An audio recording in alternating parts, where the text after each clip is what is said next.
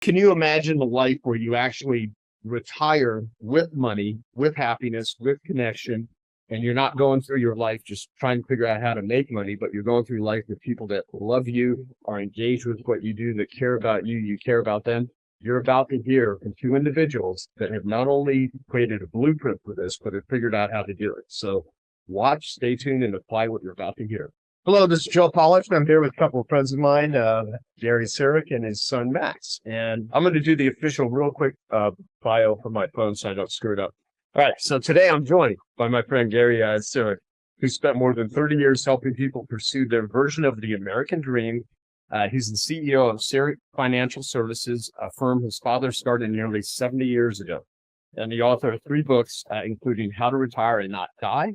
And joining us is a surprise addition, which was not planned, so we had to rearrange the mics here, is his son, Max, a Colorado-based writer who collaborated with Gary on the latest book. So you guys have been hanging out here in my office. I showed up a little bit later than you did. What do you think of it so far here at Virginia Network headquarters? The word awesome is amazing to me.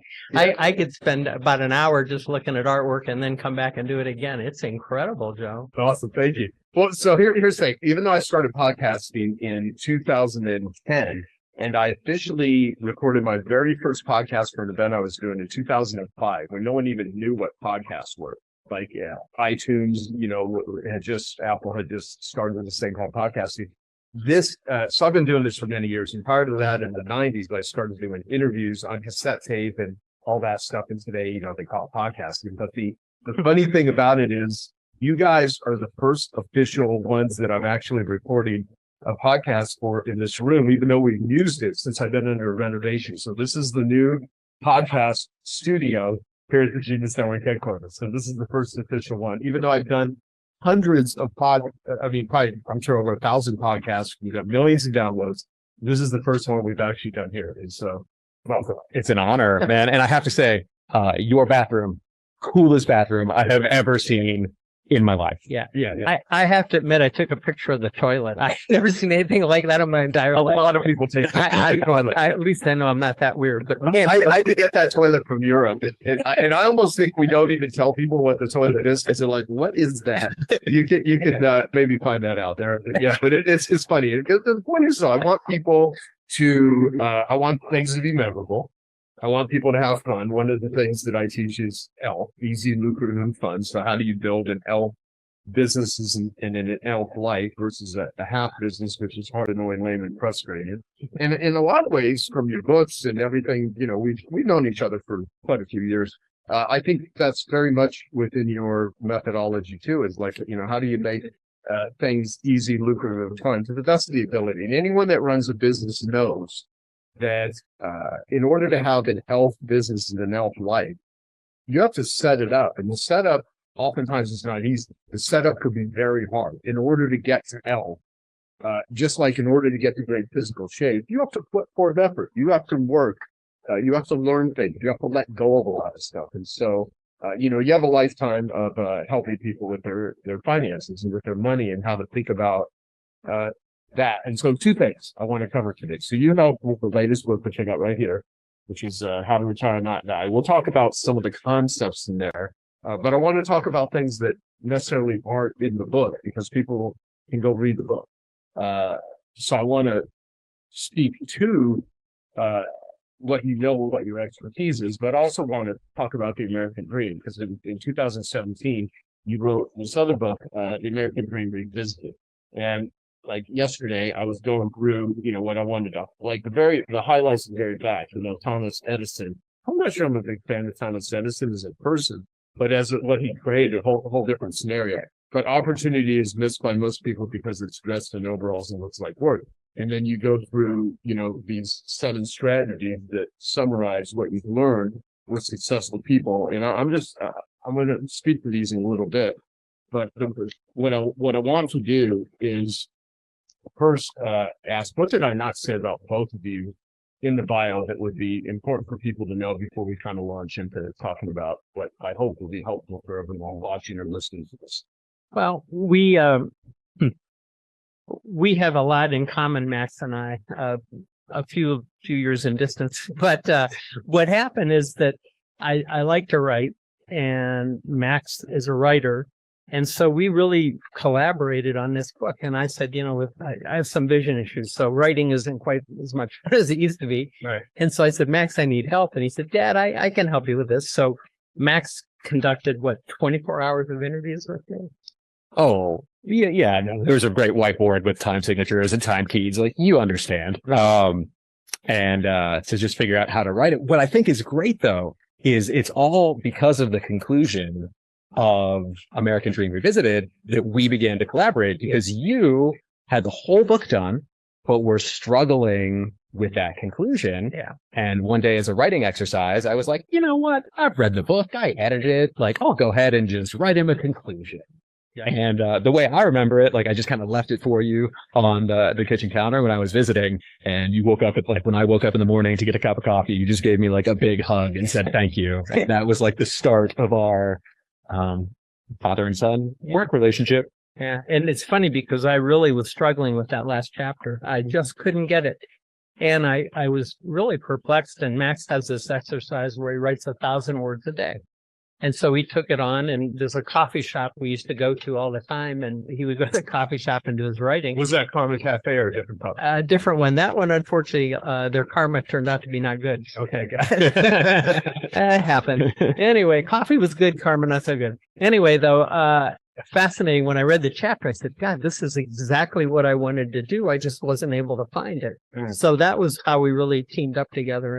And this book is pure teaming up. I mean, Max took all those things, the interviews, wrote them, sent them to me. I edited them. We went back and forth. It took us, how long to write the book? Oh, it took a while. Yeah, it was over a year. Yes, yeah, because this was done before AI. And I'm really, like, today, I look a lot at information. Like, one of my friends, Kamal Ravikant, he wrote a book called Love Yourself Like Your Life Depends on It. And I've got a couple of great interviews with him, and his brother's Naval Ravikant, who's a very well-known, investor, and I mean, they know all the Silicon Valley people from back in the day and whatnot. And their philosophy is that some of the best knowledge and wisdom in the world is the original source material, right? Like Adam Smith, or some of the very first things related to business. And I'm often finding today that there's incredible stuff that can be filtered out utilizing AI and the access to knowledge and stuff. But there's something about me. This is my personal opinion. I'm not saying this is even a good idea. I actually am finding myself drawn to things that were created before AI existed, because there's something that seems more authentic and real, and there's an effort that was put forth in it that oftentimes may not exist anymore at the level it did, unless people absolutely just refuse to. So when you say you write 1,000 words a day, you still doing that now? Oh, absolutely. Well, and I want to point out too, you mentioned about cultivating that environment and setting it up. And so I think there is something about the effort, Right. whether it is like the thought or finding the thoughts or chewing on the information that, like that's the actual rep. Right. To get stronger. If people don't have to wrestle with something, they don't really build strength and endurance. Now, and again, this is not saying like you shouldn't utilize tools. It would almost be like if I was a lumberjack and someone invented a chainsaw, I'd be like, no, I refuse to use a chainsaw because I must use an axe, even though, however, I wrestle with this whole concept right now. Because I think, I have this amazing artist named Ray Villafane who, as crazy as it sounds, he's the top pumpkin carving artist in the world, which often sounds weird, but if someone did a search in top pumpkin carver and looked at what he makes out of a pumpkin, you'd be like, oh my God, when people hear it, but then when they look him up, they're like, this dude's unbelievable. And he has a couple of places in my ghost town. I own a ghost town, 40-acre ghost town, Clear, Arizona, with a couple friends that we bought a few years ago. And he has a spot there that just blows people away. I mean, he's been commissioned by Marvel Comics, all kinds of stuff. And he spends hours just creating stuff. But we were up there filming, I don't know, a few weeks ago. And there's a guy named Brett Underwood who came to visit our ghost town, who also owns another ghost town.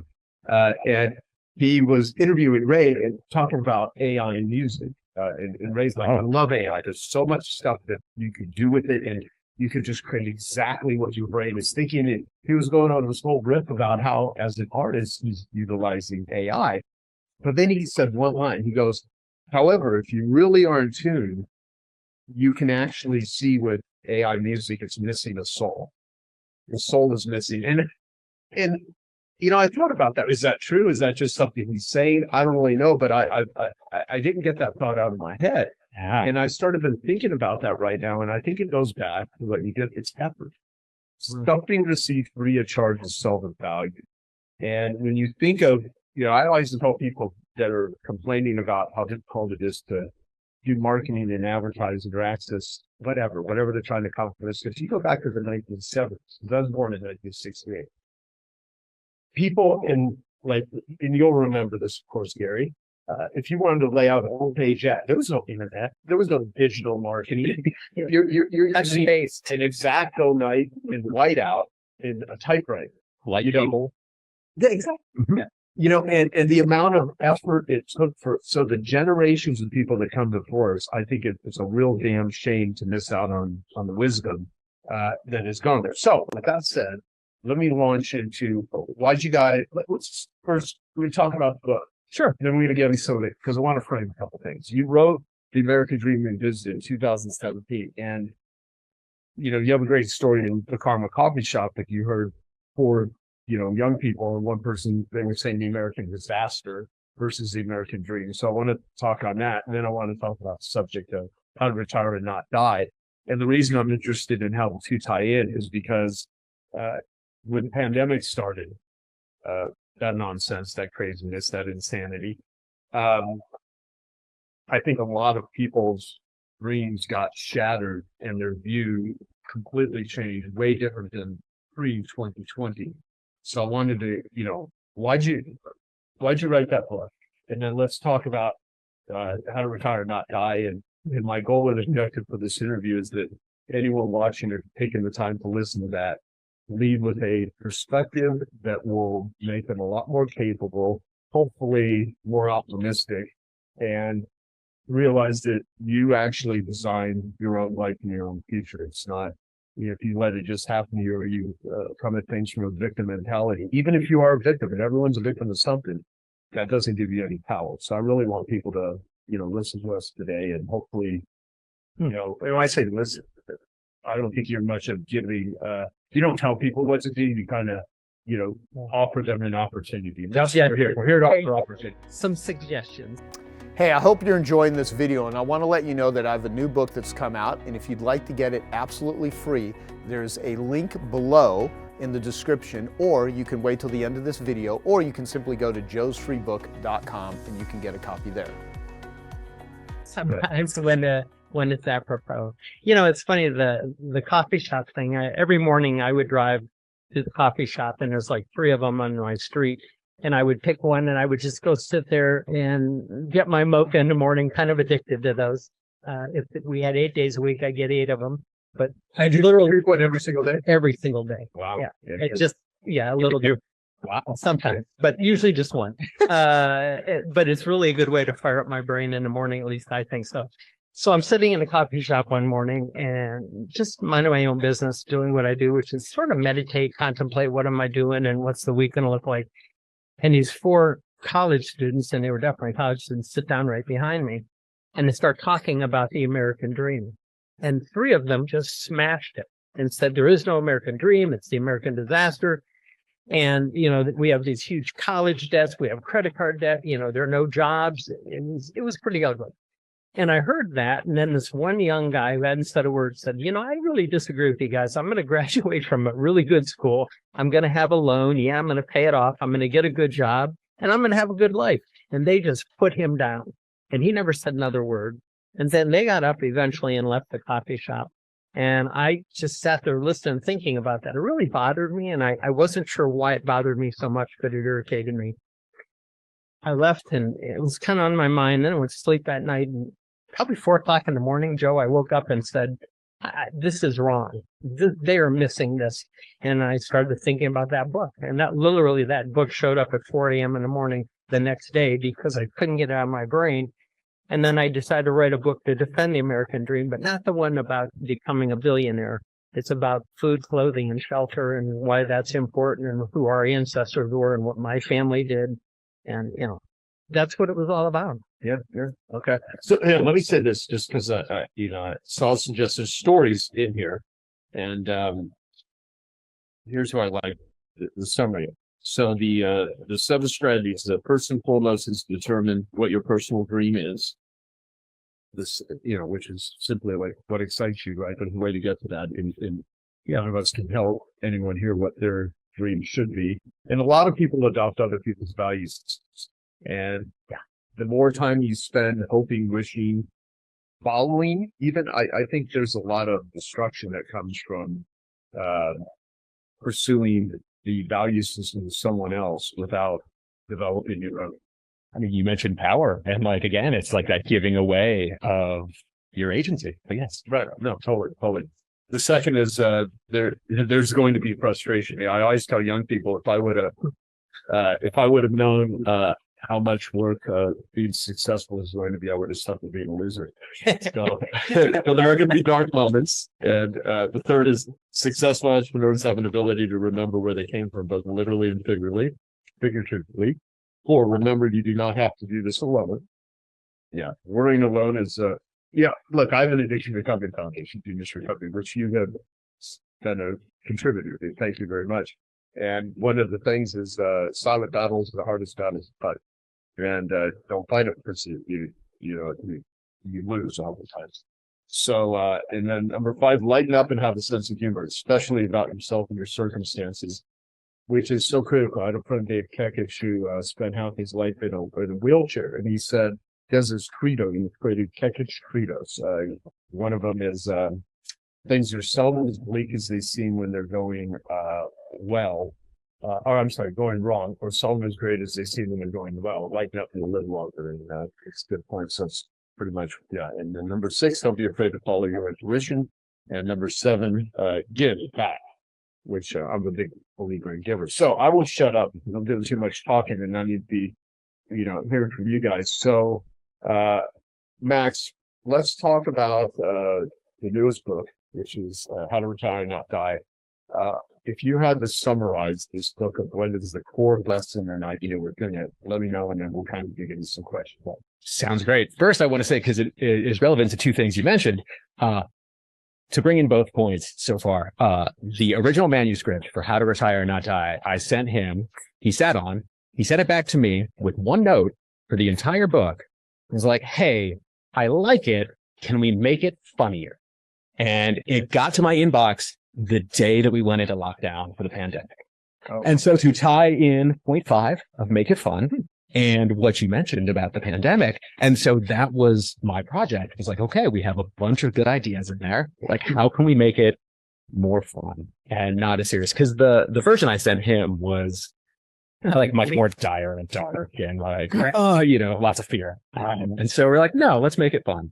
And what is our policy on swearing on this show? Are we? Yes. Oh, great. Okay. So here we go. The main premise of the book: work does a lot of things for it. We give work a lot of shit, but the truth of it is value, worth, identity, social connections, structure. If you're lucky, passion, purpose, work can do all these things for us. And if you don't have a plan to meet all of those needs, when it just goes away, you're going to go into free fall. So just think about how you want to meet those needs. Got it. And that's the premise. So, what are the biggest mistakes that people make when it comes, like I know at a stage in your life, you actually would try to help people and tell them what to do. And then there are people that, you got to the point. So, how would you, if you were to take, what age would you actually got into the business you're in now? Your father started at 30. 30 years old. Okay. So what was your worldview about money and about life at 30 compared to now that you think would be helpful for people to hear and understand this instruction? Well, when I started, I took a 50% cut and pay, had a wife and this young man and a home. And I was making 35 grand a year back, a long time ago. And which was a decent living. I mean, we had a nice home. I belonged to a country club. I liked to play golf, all those kind of things. And then but I didn't like my job, Joe. I was really bored and it got to me. So I said, I need to find something that has purpose and that will make me feel better at the end of the day. My family owned this business. I had never had any interest. I was an English major and a hippie, and probably didn't two of them go very well with life insurance and doing what we're doing. And my dad and I got along sort of, but not great. So anyhow, I just stayed away from, 5 years into my career, I really just liked what I was doing. We were in Florida on a golf course, and this friend of my father's, we're sitting on the 10th tee waiting to tee off, and this friend of my father's says, can I ask you a question? I said, sure. Like I could stop him. And he said, do you like your job? And I said, no, I don't. He said, then why aren't you with your father in the insurance business? And I said, why do you say that? He said, well, he's one of the best in the whole country, which he was. And he said, he has no one to take his place. You would be a good person to take his place. And I said, okay, never thought about it. So for the next 9 holes, I never hit a good shot. Not even one, Joe. And I just couldn't get out of my brain. That night at dinner, I talked to Linda. She said, yeah, if you're miserable doing what you're doing, you may as well do something else. So we're sitting at dinner and having a really nice dinner at a country club in West Palm Beach where my dad belonged. And I said, Dad, I think I want to go in the insurance business. He was holding a glass of red wine. He dropped it. Oh, wow. Totally freaked out. I mean, he said, what? He was like stunned because Like in a happy way or? Totally happy way. It's just like amazed and kind of said, are you serious? He said, I never dreamed this would happen. He was like beyond himself. And I said, yeah, I think I want to try this. So I came in knowing that I need to earn a living, and that made it really hard. And it wasn't until much later that I understood if I could get that thought out of my mind, I would be much more successful. And my dad kept trying to drill that in, but I'm pretty stubborn. So it took me a long time to really understand that once I got that switch flipped, it was amazing. That's good. That's all you did. You can get out and work. That I was working to make money. And instead of working to make money, Joe, I started working just to help people. So my whole world was wake up in the morning and think, okay, who can I help today? And instead of saying, oh, I made $1,000 today, I said, okay, who did I help today? What did I do for them? And how did I improve their life? Mm-hmm. And that's what I started thinking about. And so instead of thinking about, okay, sales and all that stuff, I put that in the back burner and said, I'm just going to focus on seeing what I can do to make other people's lives better. As my father said, Gary, stop worrying about money. You'll make more than you ever dreamed. Yeah, I want to kind of go into this a bit too, because just as I think people hear that, they kind of understand it. However, in my experience, there are people that are wired to be collaborators, and there's people that are wired to be competitors. There are people that on the surface, you say you can be in the relationship business or the transaction business or the transformation business or the transaction business. And even until it is integrated and internalized into your behavior, it's just like a cliche motivational idea. Money earned ethically is a byproduct of value creation. Yes, it is. However, if someone doesn't know what value represents to someone else, they don't provide it. Secondly, most people get like, I'm going to be really valuable, buy my shit. When it's like, well, is it a right fit for the person you're trying to sell it to? Do you really have a result producing solution? We talk about in Genius Networking, the signature result, that if you could only get paid if you produce the result, it makes you rethink what you're selling, because some people, what they sell doesn't require a result to be produced in advance. Like, you ever go to a restaurant and be like, well, we will only get paid if you really love the meal and it nourishes you. It would completely change, fast food and industry. Exactly.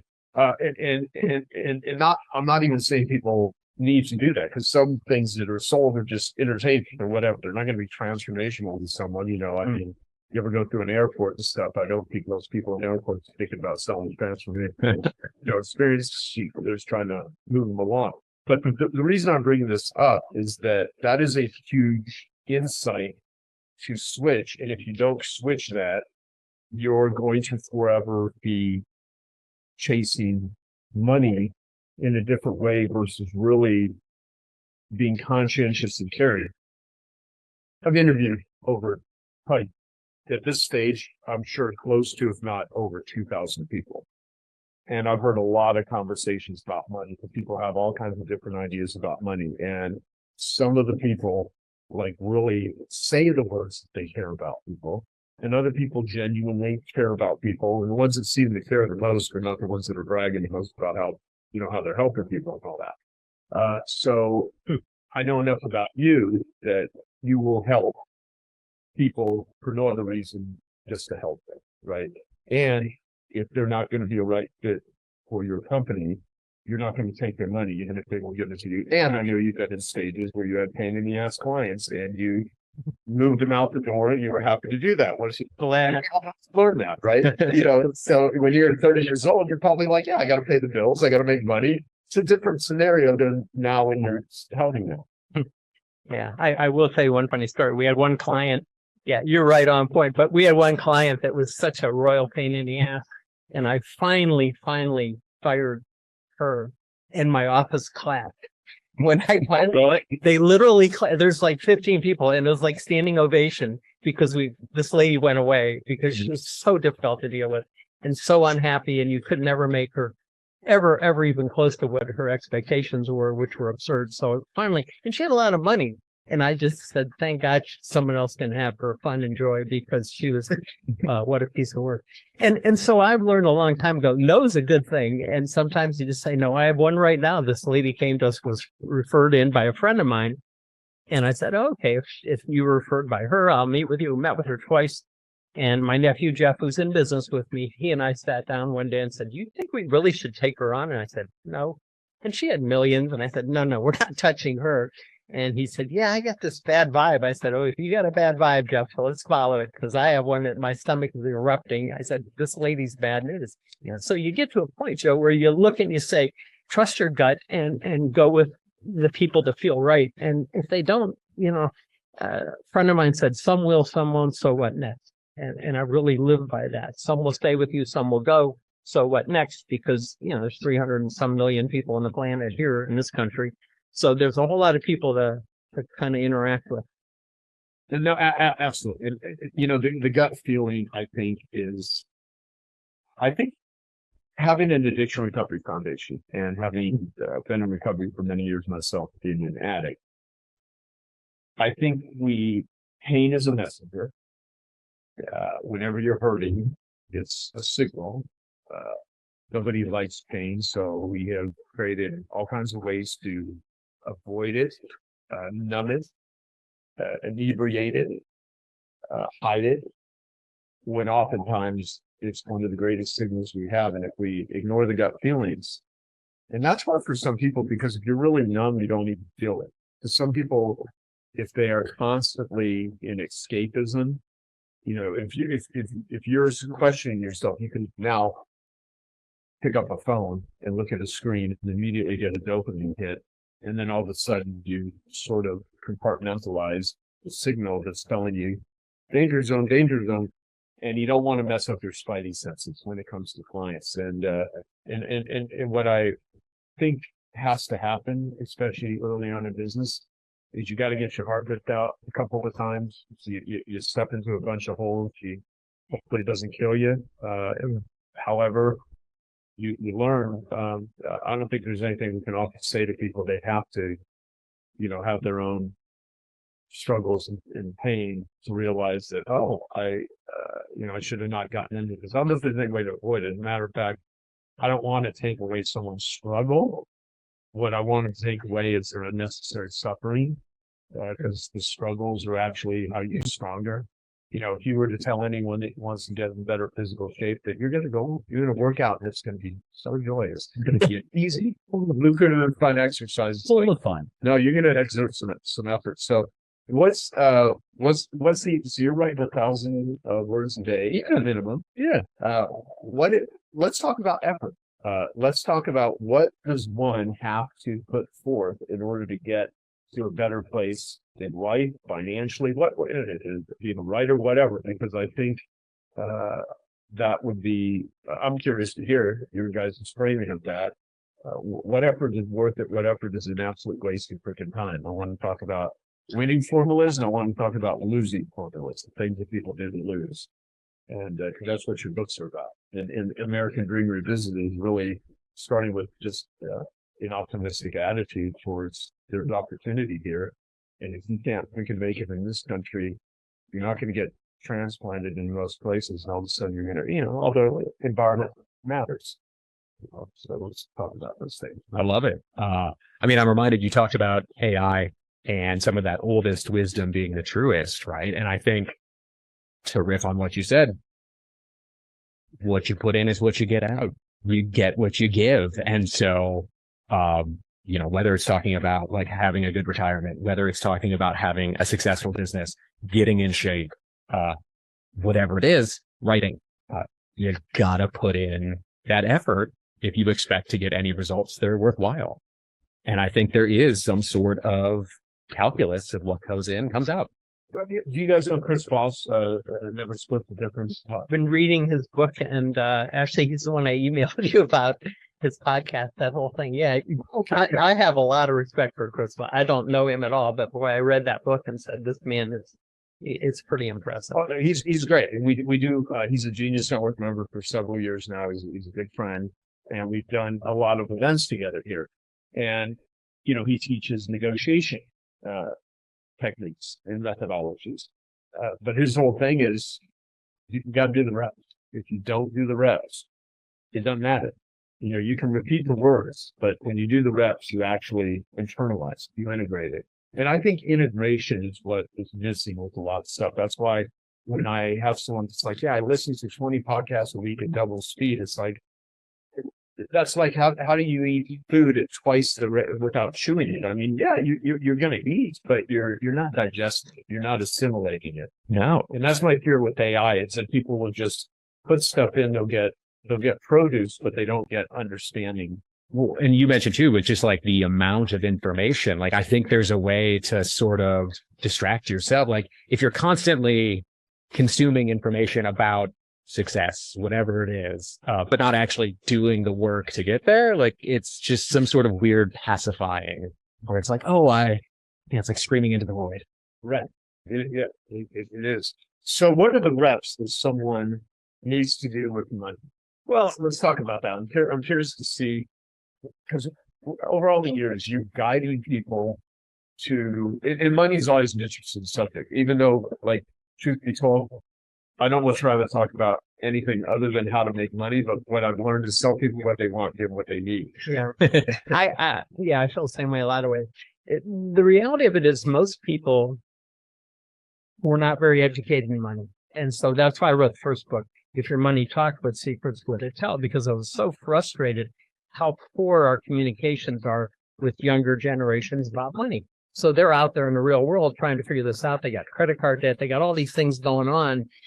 And what happens is that it would be very frustrating talking to them. And I thought, wow, there's no education here. So that was the first motivator to write that book. But what it also showed me is that older generations also didn't have a great idea either. And so they weren't doing things that were really proactive. That was pretty much destructive in some cases, between gambling and other things they would do. And a lot of it, now it's even worse because everything's legal gambling. Right. But in the old days, I would talk to these individuals and say, well, tell me what retirement's going to look like, because you seem like you're spending a whole lot of money now, but you're not putting any away for later. And they said, well, I'm going to keep working. I said, yeah, everybody says that until they stop. What's really going to happen here? So money to me it's a wonderful tool. I'm glad I have some. I'm glad I get to give some away. Is it my primary focus? Oh God, no, not even close, Joe. But it was when I was younger, and I had to learn how to flip that switch. So now I find out that people don't really have resources to go figure that all out. So I have clients come to me and they walk in, blows me away. They hand me a stack of papers this high, and it's their financial stuff, and they're going to retire. And they say, here's all my financial. I said, no. Let's talk about the rest of your life. And they said, what do you mean? I said, well, that's going to be stuff we'll deal with the retirement money side, but let's talk about how you're going to spend the rest of your life. Tell me about your first day, first week, first month, first year of retirement. And they say, oh, we're going to go to Italy for a month. I said, that is so cool. When you get back from Italy, tell me about the first day, first week, first month, first year. And they have no plan, Joe. And so what we're doing is we're dealing with money thinking that's going to be the solution for everything, and it's just not. And that's what we really got focused in on. That's really why we wrote the book. And we have a course too, which we'll tell you about. But the reality of it is it's all about that. It's about how do you figure out the rest of your life? Because the money someone asked me in an interview a couple of weeks ago, and they said, so financial planning, tell me about financial planning. I said, I want to make this too simple. I said, but if you don't have enough money at retirement, keep working. If you have enough, but not a lot, work part-time. And if you have plenty, let's talk about that. And they look at me and said, well, that's really simple. I said, no, that's factual. And those are pure facts. You can paint them any way you want. Now, everybody fits in that category differently. I mean, how you value money and what you need to retire on compared to someone else, that's all different. But the reality of it is those three things work. And if you don't have enough, don't quit your job because that's very stressful. Change jobs, I'm okay with that, but you need the money because if you can't earn a living, you're in trouble. So, what do you think are the biggest mistakes that, even though there's no lack of people dispensing advice on how to make money, manage money, save money, spend money, from your perspective, what are the biggest mistakes that you see people make over and over again? Risk. They take on way too much risk. And they think it's going to, I think procrastination is number one now. If you put down a whole list of things, number one problem's procrastination. They just put it off. And, well, I'm going to save later. I can do this later. I can do that later. Everything's delayed to the point where you can't overcome the delay time. Time helps. Time plus income, big deal. And when you short out the time side and you make that a real short window, you got a problem. And I find people coming in all the time. Oh, I'm going to retire in 10 years. I said, on what? And the answer is, well, I'm going to put more money in my 401k. I said, yeah, you're about 20 years too late. But, good luck. It's sad, but that's one of the biggest issues, I think. What have you found as one of the most effective ways to wake people up that are going through life sleepwalking in this area, and they hear it, but it doesn't turn into behavior? Because I often think that one of the ways I can gauge when I'm being a good teacher or not is if I'm able to transfer what I know that has worked for me, worked for others, and I share it with someone else, and then they're able to do something with it. And I don't mean like he's giving them like a book of stuff or whatever, because there are people that read your book and change your life. There's other people that read your book and then they'll read the next book, and then read the next book. And I always thought, back before the internet existed, I heard, I don't know who said it, maybe my buddy Brian Tracy or something. If having access to knowledge is what made someone successful, then every reference librarian in the world would be a multimillionaire, because they are trained how to access almost every bit of information. So there's a lot to do with the person, everything, their upbringing, their education. I don't think entrepreneurs are made. I think they're born. Some people have a risk-taking type of thing for business that others don't. But what have you been able to transfer to people, or what do they need to hear in order to be like, I'm going to screw up my life if I don't make this decision, or I'm going to end up where it's too late. But what you talked about, when it's too late, that's a really sad statement. I think that's not the minority of people. I think it's the majority of people. I mean, people just simply ignore this until it's too late to do anything about it. And then they're miserable. So one of the things I have them do, and they always shake their heads and say, well, I'm not going to do that. So no, if you're going to work with me, you are going to do that. We're going to track what you really spend in a month. I said, I want to know where your money's going, because they don't know. And I said, so pull up your credit card bill and show everything you spent your money on. And I said, I want to know what you're really doing, and I want to see what your balance sheet looks like. I said, if you're in a deficit position, how are you getting out of it? What are you doing to fix that? If you aren't in a deficit position and you have no money, what are you spending it on? They don't know. So I had a gentleman, I'll never forget this. He came to me, is referred to me by a business consultant. His name's Ed. And I sit down with Ed, and Ed was the president of a company making about $400,000 a year, and he had no money. He had this 401k. And I said, Ed, where is your money going? And he said, what do you mean? I said, you make $400,000 a year. Let's take off taxes. Here's where you net. Tell me where you're spending your money. And he said, I'm doing this. No, Ed, I want to know on paper exactly what happened. So I said, I want you to take a full month, and I want you to track your expenses and your wife's expenses. He said, well, I should probably count my kids too. I said, do they have your credit card? He said, yeah. I said, yeah, I want those also. And so he did that. begrudgingly. He wasn't happy and he bitched a lot. But meantime, he did it. And when we got back together, he said, "Oh my God." And I said, "What did you find out?" He said, "My family is spending all my money." And I said, "Okay, what do you mean?" He said, "Well, my daughter and my wife, no offense to Starbucks, they go to Starbucks twice a day." I said, "Twice a day?" And he said, "Yeah." And they go every day because they're open 7 days a week. And he said, "I realized how much money I'm spending with Starbucks instead I did buy their stock, but I don't think it's going to help." Anyhow, though, it was fascinating to hear what he said and what he did tracking this thing down. He said, "I had no idea where our money was going. I now understand." I said, "Well, that's great. What are you going to do about it?" And then that's a different conversation, also tough, but I give that man credit. He did fix some things and he is happily retired and he's doing okay.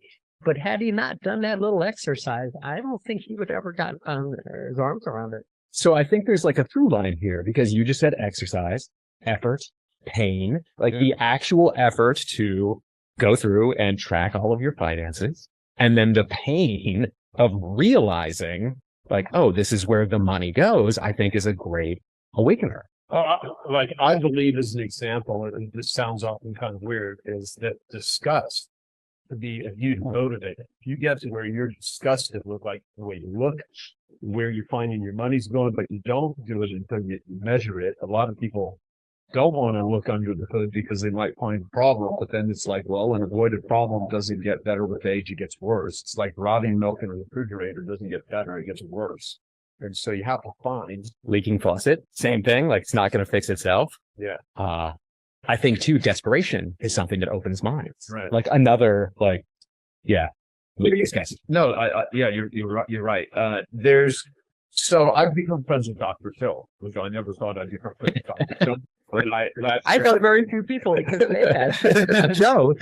Yeah, he's great. And I had him at my last Genius Network annual event, and just, I mean, incredibly gracious. And we didn't even find till later that the day before he was at the dentist. He had to have an emergency dental surgery, tripped over a cord, broke his forearm, didn't take any pain meds because he didn't want to be groggy for our interview that I did with him and his wife, Robin. He was a surprise guest. No one even knew he was coming. Never had a single complaint during the entire time. And I was like, no matter what someone's perspective is of Dr. Phil, what they think who he is on TV, like talk about a pro, right? Like, and I didn't even notice till 3 weeks later when he sent me just the nicest text message about how much he enjoyed it, blah, blah, so we're talking about doing all kinds of interesting stuff together. And one of the things that I asked him over all these years of doing, not at the interview, but this is when I met with him, when I first met him, I said, out of all this stuff that you learned, what is sort of the way that you open people up and try to change their life? He goes, well, I've said these words more than probably you'll recognize this dear my wife, Dr. Phil. He will say to people, how's that working out for you? He's like, someone will get there to bitch about their relationship, their cheating husband or wife, or their kids that are doing, and they're going down this whole path trying to fix it. And they're, just frustrated because it's not getting them where they want to go. And well, how's that working out for you? And part of it is to stop and say, no matter how much I think I'm right or whatever, this ain't working. So we got to try something different, because he wants to get people out of the victim mindset. He wants to get people out of the way, and I'm sure there's a lot of things where with well intentions, no one can be right all the time. But you can lead people to a place, you can help them look at their own lives, but you can't run their life for them. You can present it to them. So what are the things that to go along that path? How's that working out for you? When people come to you and they're like, why is it? And then you have to help redirect them. Where do you find yourself usually directing them what to think about and how to look at stuff? I mean, I would imagine if the family for this individual are spending all their money, he then has to have a conversation with his family. Oh, it was serious. He bought a coffee machine, said, make your own damn coffee. So he cut him off. He cut him off. He said they had Starbucks cards. He said, get rid of those. I want them. He cut them up. He literally said, we're done. You are not going to do this again. And he ran, I mean, it was in the thousands of money that he was dropping on Starbucks. He said, so he came to me and said, no offense again, I'm not picking on Starbucks, but he said, if I took this much money and had given it to you, how much would you have made last year? I said, well, conservatively, whatever the number was. And he said, okay, they've been doing this for 10 years, Gary. And I said, well, you never put the stock on it. And he said, yeah. I said, how was that conversation? He said, oh God, it was brutal.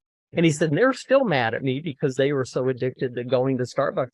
And he said, I don't think it was the coffee. They just wanted to be in the shop and see who was there. And he said it was a whole image thing also that I never thought about. But I guess if I can get people to really realize what they're doing with their money or what they're not doing, sometimes, you can lead them to water. You can't make them drink, Joe. And sometimes it's very frustrating because you say, wow, if you just did this. I will tell you a good story. I had a client of mine. He had maxed out 3 credit cards and he was a doctor. So he made a really good living, except he couldn't stop buying stuff and he would just put stuff on credit cards. So he and his wife were sitting with me and he's probably 50 and we're looking at their retirement, looking at what they're doing and saying, yeah, we're in trouble here. I said, here's what I want you to do. And I said, I want you to cut up 2 of your credit cards. And he said, why? I said, because I don't want you to ever put another dime on those 2 cards. And I said, furthermore, I want you to put a cap on the one you have. And I want you to call the company and say, this is all I want. This is the max I will accept. Because, they up it every year. And he said, why am I doing that? I said, because we're going to cut your credit card use down dramatically. And I said, here's what I want you to do. He said, I want you to start paying for cash for everything.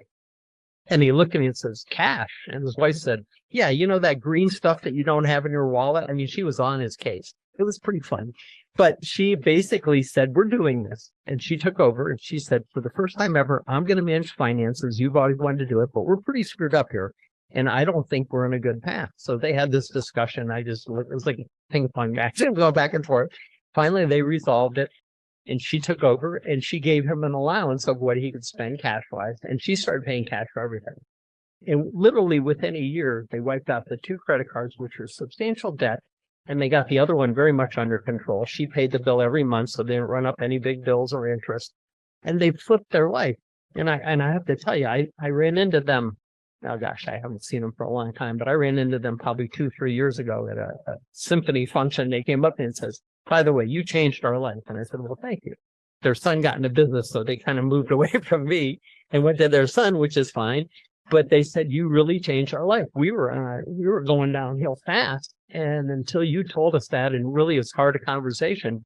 And they said, and then we had to have it with our kids and explain exactly what we're doing, why we're doing it. So, going out to dinner, all these different things that we'd always not doing that. And we're going to get our finances in order.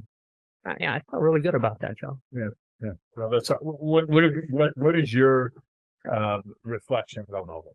Well, I think that I was sitting there thinking about talking about habit change, right? And just adding a little bit of friction into the things that you don't want to do. And so, I mean, cards are so easy, like literally just tap. And there's such a step away from the actual like money behind it all that even just, the action of pulling a bill out and handing it to someone and getting some change back, I think there's more moments to pause and reflect, to realize what you're doing. And it's just a little bit more difficult than the card, which maybe is all it takes, because there's that moment of like, oh. Yeah. Well, if you could go back in time when you were 30 years old, starting out, knowing what you know now, what would you have done differently? And I want Max to hear this as much as I'm curious to hear what you have to say. It would be about not thinking about the money side and just trying to focus on helping people. I mean, it's critical. It changed everything, literally, financially, business-wise. My business took off tremendously once that mindset really got embedded. And once I woke up in the morning and said, okay, who am I helping today? At the end of the day, I'd look at my calendar, see what's on, conversations, I'd think about them. And I still do it every day. I mean, I'll have this will be one of my thoughts today, Joe. Before I go to bed at night, I'll think about this interview and say, and it'll be a really positive experience. And so I look at things where I can impact people in a positive way. If I could have done that when I was 30, oh my God, how many more people could I have helped? And that's really what it's all about. Okay, well, let me say this then, because before we were filming, you were starting to tell a story about selling, and I'm like, save it. Don't tell me, because this sounds like it would be really interesting to share, and it might be really valuable to people that are listening or watching this. So, if you are watching this on or listening to this, I should say, on wherever you listen to podcasts, I will also have the video up on the YouTube channel, which now I have polish.tv. Polish.tv goes directly to our YouTube channel. But the thing that when I hear that, add more value to people, just start helping people, I also have to look at the frame of reference that, I had some pretty good financial success early on. I sold $250,000 worth of my courses, when I was like 26, 27 years old. When that was a lot of money way back then. I was in the 90s, right? And then I became a millionaire before the age of 30. But during that time, I didn't feel successful. I was working my ass off. I was dealing with addiction challenges, which I struggled with. I was a bad addict starting at 18 years old, right? And I got free from drugs, but I didn't deal with the trauma that led to it. And so I still had very addictive behaviors, right? And so if I look back at myself, I was like, my God, I was actually, I kind of have some respect for that young guy that was working his ass off, but I was not happy. I mean, I wasn't miserable, and I was making money, which was awesome. However, the struggle was real.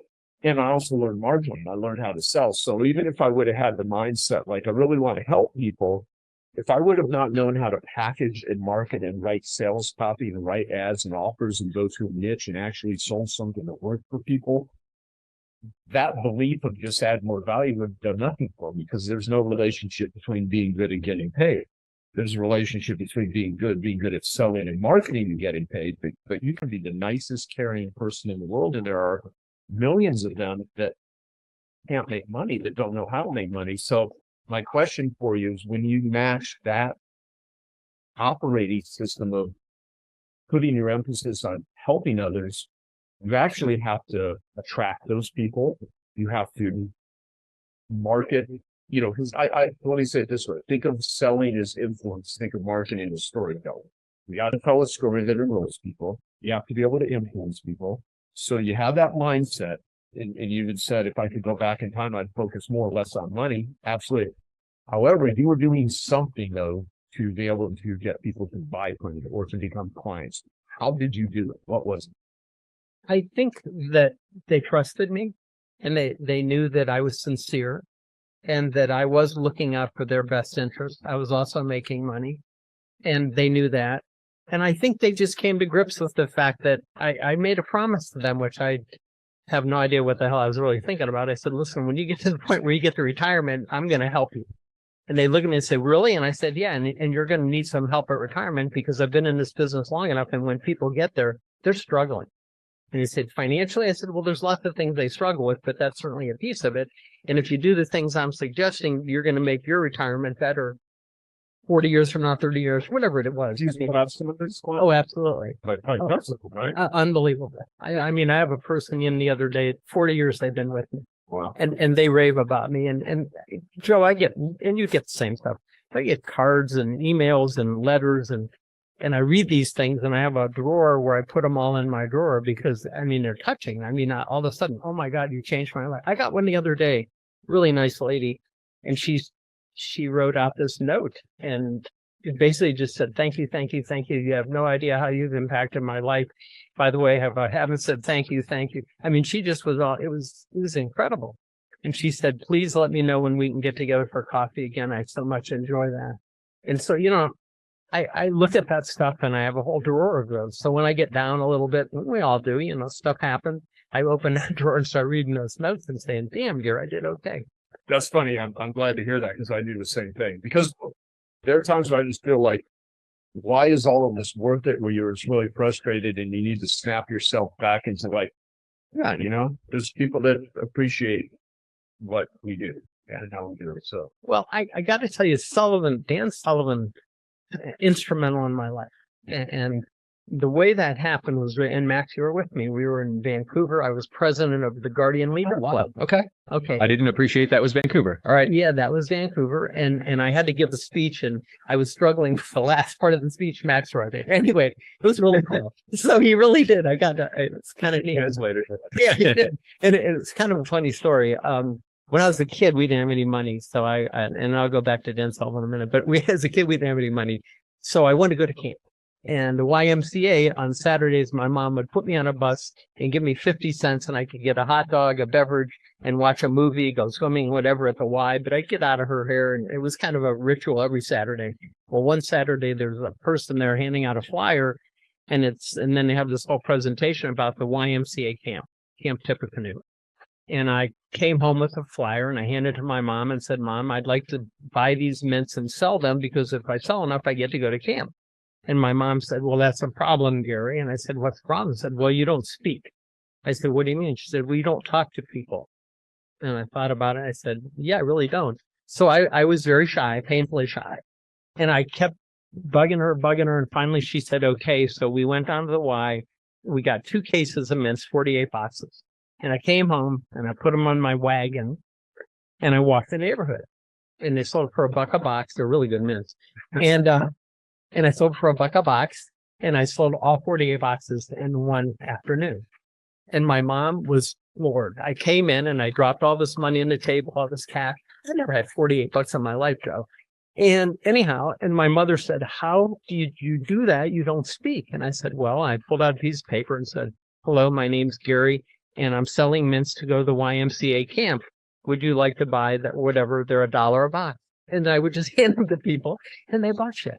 And so I sold a lot of mints. Well, anyhow, I get to they have this ceremony and I show up, and every Saturday, and it turns out I was the leading salesperson of the entire camp thing. I got 2 free weeks. But the most important thing is they gave me a T-shirt. I had never had a brand new T-shirt like that with the YMCA and about the camp, and they gave me a hat and all that stuff. Anyway, 20 years later or whatever, Max said we're together. And I told Max story, and he said, "Why don't we do that?" Because Guardian had given me a T-shirt and the same thing, Joe. Mm-hmm. So I gave this whole presentation, which Max really wrote. So, anyhow, That is funny. I mean, what it reminds me of, though, is Gary Halbert, who I learned direct response from. He became a good friend of mine in the 90s. He has a line, "Any problem in the world can be solved with the right sales letter." I mean, he literally were having people to sales. I think Yeah. And that's how you sold, which is like, you were literally given, they probably felt sorry for you. they did. Right? Absolutely. So you were using tools in your toolbox in order to, build whatever level of rapport. Yeah. And, my whole thing is, as long as it's legal, moral, and ethical, use whatever you can in order to persuade people. And hype used ethically is massive enthusiasm for what you're selling. Hype used unethically is lying, misleading, bullshit. So obviously, like, I'm a big believer of be nice to the people you meet on the way up. They're the same people you're going to meet on the way down. Don't mislead people. Don't lie. And use the tools in your toolbox. Look at all the forms of leverage. But there's great lessons with that. I'm sitting there thinking right now, I wonder if I went to a room of very, successful, entrepreneurs, and I actually had a card that said, "I'm not going to talk to you right now, but I just need you to read this. You need to go fill out an application at geniusnetwork.com or something like that, and then see what the hell would happen." That would be really just pretty interesting. funny. Yeah. Remember that dude that used to do the infomercials with all the question marks on his view? Lasco? Yeah. I mean, it was so over the top ridiculous. And I look at the modern day version of how does someone get attention? And I'm not saying this is a good strategy, because you have to be a personality that can pull this shit off. But it's like Jesse, Cole at Savannah Banana. Oh, yeah. Okay. Where's his, he's a friend. He actually spoke when I was on a 1-year sabbatical. He spoke at Genius Network when Dean Jackson was running one of my events while I was on a 1-year sabbatical. So Jesse came in. But I'll tell you, I mean, people looked at him as ridiculous in the beginning. He told me the very first game that they ever did, I think they sold 2 tickets. 2, like the people paid for. And now it's one of the biggest things. I think massive. I mean, millions of people on a waiting list. But the point is, though, you got to do the reps. You stick with things. and that sort of stuff. and not quit, because like think about selling 2 tickets to a stadium and seeing like 2 people. It is so easy to pack up your things and stop after that, Right. as opposed to keep going. And the thing is to go back to the American dream, you couldn't do it without the enthusiasm and the future belief. Like, you know, one of the lessons you talk about is, you know, with all the people that are the stories in the American Dream Revisited, is that it's very similar to Dan Sullivan's The Gap. It's how they measure. Instead of looking at how far you've not gone, how far have you come from it? So speak to that, because, you know, Dan and Ben Hardy both are Genius Sellers members, and they actually, I introduced them, and they put that book deal together in a Genius Sellers meeting, The Gap and the Gain, one of their trilogy books, and it's such an important concept, and it's hard for people to grasp, and I'd love for you to be able to explain it in a way to where people can actually truly get what this means, because this one belief can change, it will change your life if you adopt it. The Gap was introduced to me in Vancouver. So I'm president of this organization with, 3,000 insurance agents. I get voted in by the agents. So I mean, I've had a really successful career, remarkable actually. And I'm there and I'm making the speech. I was like number 8 in the entire company in production, which is a whole lot. And all these things were sitting at the president's table, and I'm emceeing the entire event. And anyway, one of my friends afterwards were sitting in the bar, and he says, "Can I ask you a question?" I said, "Yeah." He said, "Why aren't you happy?" And I said, "Excuse me." And I thought maybe I need to get another old fashioned. But anyway, I said, what do you mean? He said, "Gary," said, "I've known you for a long time." He said, "You're not happy." And he said, "Why?" And I said, "I don't know." He said, "You don't seem to appreciate where you're coming from." He said, "You're in the gap." And I said, "What's the gap?" He said, "Well, that's Dan Sullivan's view of when you're chasing your horizon, you can't catch it.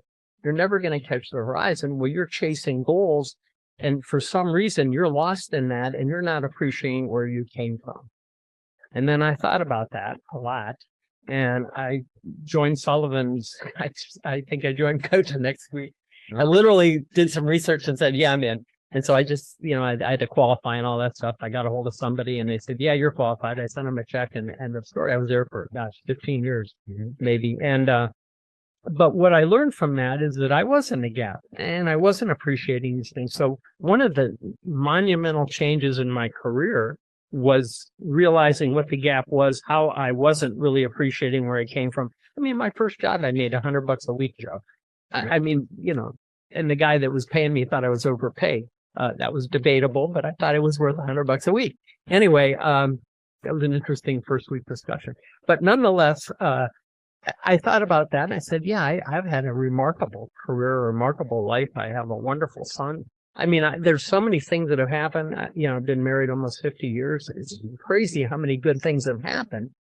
So I have to step back and appreciate that. And I still find myself in a gap, Joe. I still find myself drifting into that. And I have to go back and say, "Dear, take time, give yourself one of these because you need one."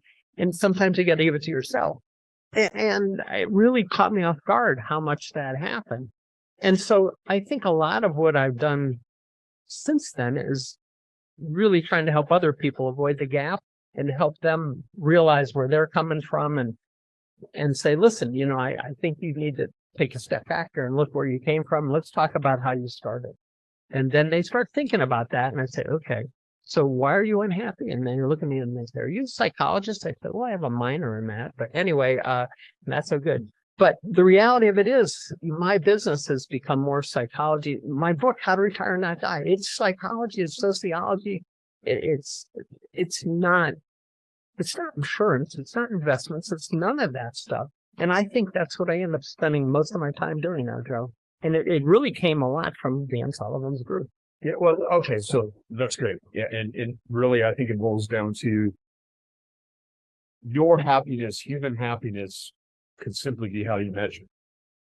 And I always think about the line, feelings are not facts. I could feel shitty, but be doing really well. And sometimes that's an attitude change. Sometimes it's sleep. Sometimes it's not being in a halt state, hungry, angry, lonely, tired. There's ways that you can face things, or you can feel fantastic and your life is in shambles. That's where people get really high on drugs, or if they're really drunk. You can feel amazing in the moment while you're on a path of self-destruction. So the gap conversation is really how you measure, and there's a lot to be said with it. So you said one thing, which is also one of the American Dream Revisited. One of your things is not strategies, is number two. There's going to be frustration, and then the end it says, and sometimes in those darkest moments, the only fuel you have is the passion of your dream and your "I will not quit" attitude. And you said, "Don't quit." Now, here's where I want to get the flip side of that. So, Annie Duke, Annie Duke is professional gambler, Poker player. yeah. She's written books on bets and how to decide, and she has a book called Quit, right? And I love the line, "The best way to get out of a hole is to quit digging it." And Winston Churchill, never give up, never give up, never give up. There's a context to that, because something you absolutely should give up on. And when you have a book called, How to Retire and Not Die, well, retire for a lot of people is quitting. So I don't think you guys are saying don't quit anything. Is stick with the things that are worth sticking with and put in perseverance, because you may not be winning for several years, but if you don't put in the reps, you're never going to get the winning, and you're going to, in the marketing world, it's called testing. In the real world, it's called failure, right? So, and if you're not willing to fail, you're never going to be a good marketer and good salesperson, because you're going to get rejected. So I want to ask you about before we quit this interview, I want to ask you the concept of, like, what does retire mean? When should someone quit? And when should someone stick with it? And I know that's an individual thing for a lot of people. And we're not here, as we can diagnose every single human. I mean, these are complicated. There's no easy answer to this stuff. I just want to get more perspective on it, because you guys have to, in order for your success, the client, the family needed to quit spending money at Starbucks, right? So quitting is a contextual thing. And had I not stuck with the things, if I would have quit early on, I never would have. So it's an interesting concept of what to say yes to and what to say no to. And I want to get your thoughts on this. So Max and I, we wrote this book. It was sold 20,000 copies around the world, which I'm really proud of, considering no one knows who the hell we are. But it seems to be traveling on whatever it travels on, which is fun. And then we decided a few years ago to do a video. So Max and I spent 10 hours in the studio recording, much like this. But yours is cooler because you have better scenery. Anyway. Never got the alien in the hand. I wish I had those at ours. Anyway, though, but we spent 10 hours in the studio recording this whole course. And we really, what you're describing is exactly, Max and I would talk about, how do you figure out the rest of your life? And so we would have these chapters. One was on the wish list, which was my take on the bucket list, which I never liked because that meant dying. Wish list meant, okay, I can add a wish to it and I can add and keep going. And my wish list, quite frankly, Joe, was almost 100 when I started. And it's probably 75 now of things that I really want to accomplish before I'm gone. And it could be visiting the Savannah Music Festival, which, by the way, is on my wish list. I was in Savannah. I said, oh, you guys have a cool music festival. The guy said, yes, one of the best in the country. Went on nowhere.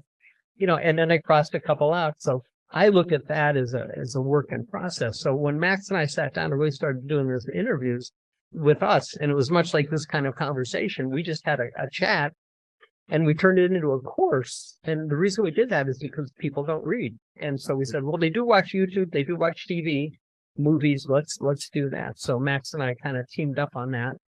And in that, we really hit some highlights. We talk about likes, loves, and hates. Something Dan Sullivan talks about, but we completely flipped that into a whole different category.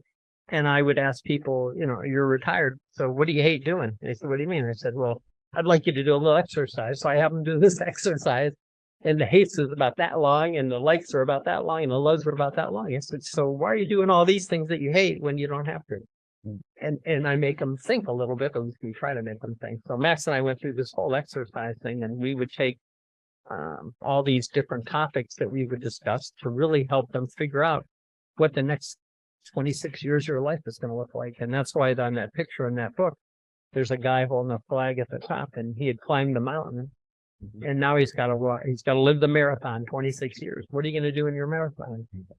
So, Well, the other thing too, I read a book years ago called The Right Mountain, which the title is interesting because it's like sometimes people climb the wrong mountain. They get to the top and there's nothing, they're in the gap, right? Yeah. So what are your thoughts on this? So you asked about quitting, and I'll say, so first off, just the simple reframe of like thinking about what you're retiring to instead of what you're retiring from, right? So just giving you that idea of something to look forward to. But I think when it comes to walking away and quitting, it goes back to something we said earlier, and you said, intuition and that pain. Like, I think those are your two sort of ways to decipher when it's time to walk away and if you should. Right. Because if so, but you've got to have a sense of your intuition, which, like we talked about, is really easy to get distracted and convoluted in the world today. And then I think, unfortunately, like that feeling that pain. And is it like your biceps sore because you did too many curls? Or did you tear something and are you hurting yourself and need to get out? Right.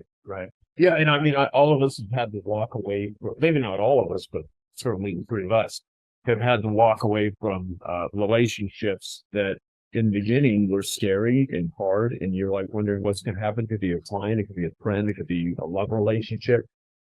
But I'll tell you, it's not a right fit. Once you get through the rumination and all the other things that go along with it, you're like, whew, it's like, my God, if I would have known how much that would have taken pain out of if it would have taken the metaphorical knife out of my body, I would have done it a long time ago. I think that's it. Like, if you can imagine walking away and quitting and you just feel that wash of relief, yeah, I think is another good indicator. Totally. And that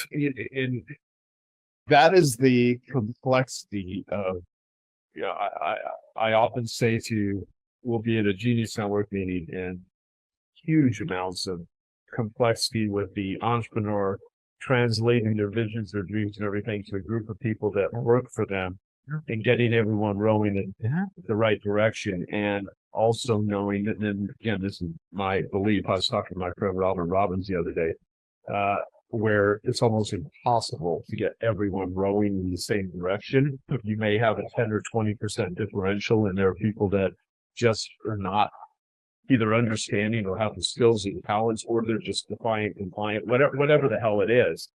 But you can't have like 80% of everyone rowing in the wrong direction and 20% right, because it's absolute chaos. And so there are continual, challenges in being a entrepreneur or business owner, which is the majority of people that will be watching and listening to this. And I will say in Genius Network, the best thing about being your own boss is you're your own boss. I mean, you can make decisions, you can hire people, you can, you kind of have, to a degree, levels of freedom that other people have, but you also have levels of freedom that entrepreneurs don't have any freedom. Sometimes they're team members in some areas, not all, of course. And so the best thing about being your own boss is you're your own boss. The worst thing about being your own boss is your own boss. And if you don't develop those leadership skills and capabilities or figure out what your kryptonite is, and, it could be absolute chaos. And even with the best of things, no matter what it is, I'm yet to ever go into, to use Dan Solomon's front stage, what the clients experience in the backstage, what it takes to put on the show. I'm yet to walk into if you go into enough closets behind someone's business, there's always something that is completely a clusterfuck. And it just is a mess.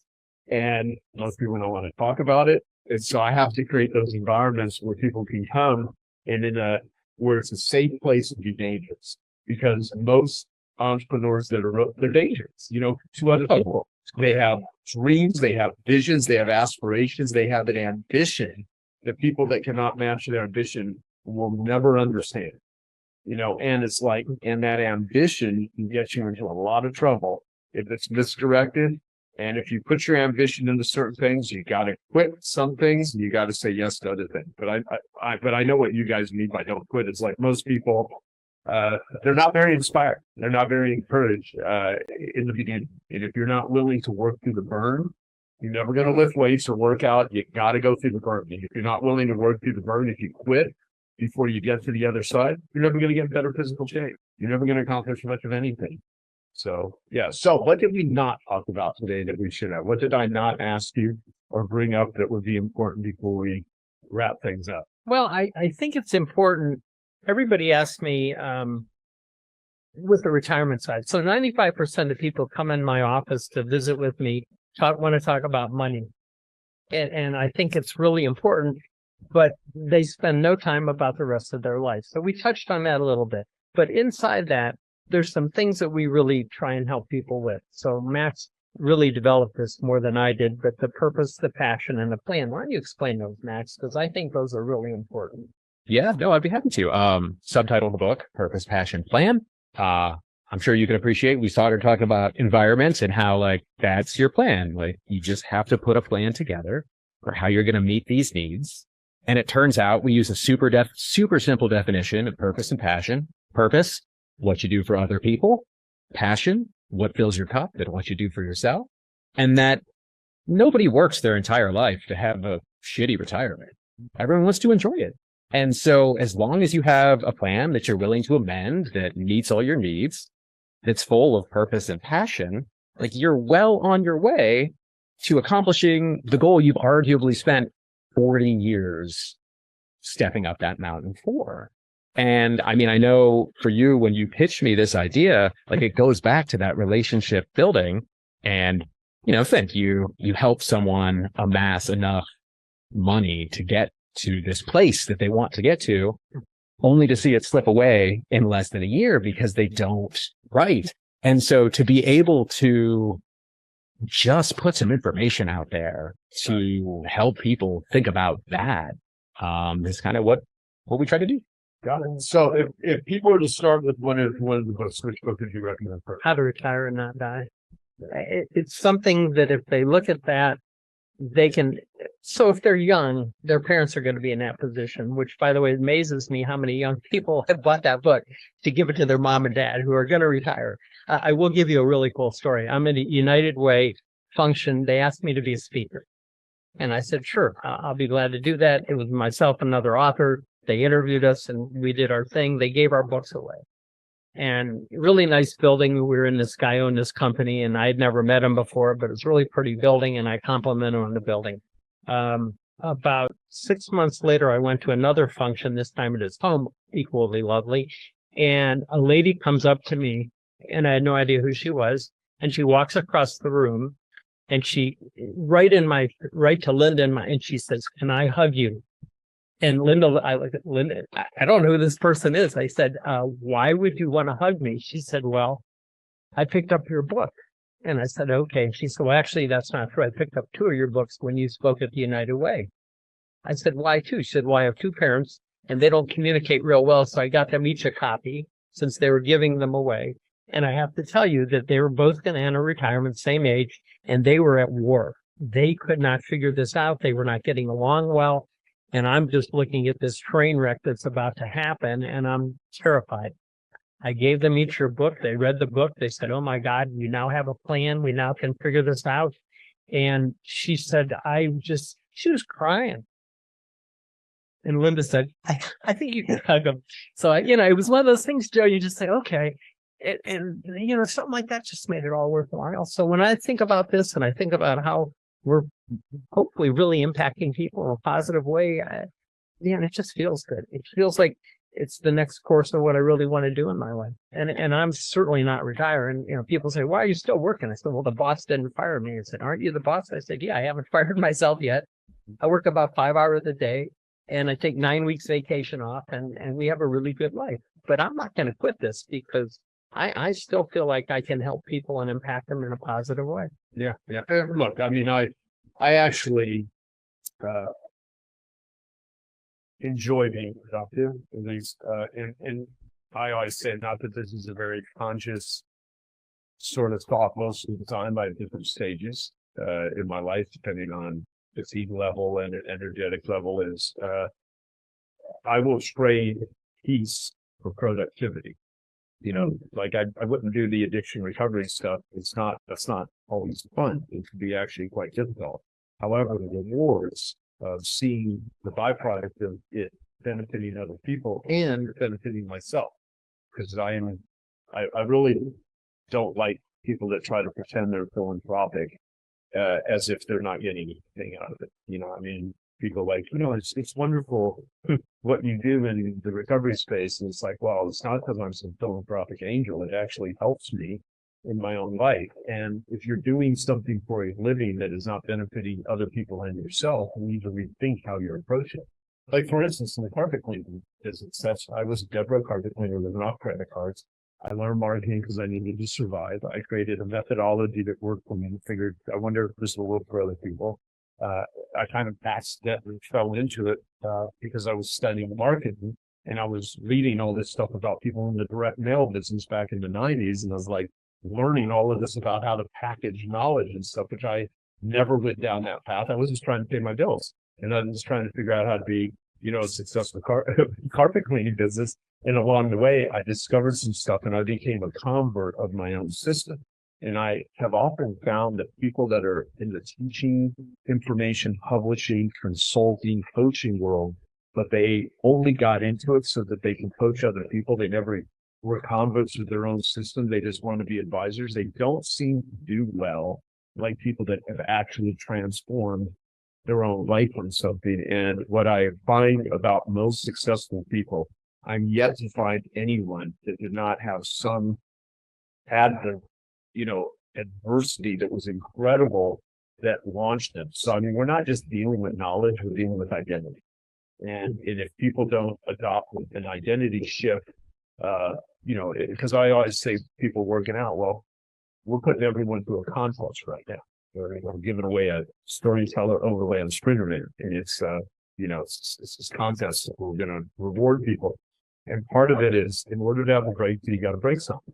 And it's not going to be easy. They're going to come face to face with something they have to drop and a new behavior for something they want to do. And so when someone visions a bigger future, it is not just an intellectual exercise to get your body to go along with the goals and the dreams and the desires that your brain is thinking of and wishing for. Like when you say your wish list, right, versus the bucket list, you can write it down, but your body has to go do that thing. If it's going to go play golf in the savannah or whatever, get on a yacht or climb a mountain or, you know, go and feed homeless children. It can be anything. Your body has to come along with it. So what my hope is that, is basic as this sounds. If you resonated with anything that we talked about today, go and pick up a copy of the book, How to Retire and Not Die, the 3 keys that will keep you young, and read it and see what you can apply and see what you can adopt. And then last thing, because I want to make sure, I thought we would end right here. Going back to the American Dream Revisit, there's a lot of people that became discouraged since the pandemic. Why do you feel that the American dream is not only alive, but it's a real possibility for anyone that pursues it? It's a mindset. And I think there's a lot of people that are just so negative about what's happening and what's gone on in their life. And I see that all the time. But I also see the other side. I mean, I'll give you a great example. I have a young college guy that just joined me from the Ohio State University. Anyway, and he's learning the business. And we were talking about the American dream. And I said, tell me what the American dream's like to you. And it made him think. And he said, you know, that's really an interesting question. I think it's, you know, helping people do things. And I said, what's your American dream? And I don't think he'd ever thought about it for a minute. Mm-hmm. And so I think what I'd like to see happen with the American dream is that people start talking about it again. And again, my basis, the American dream, is food, clothing, and shelter. I think there's a whole lot of people that's going to become really important again too, Joe. And I think that's going to matter.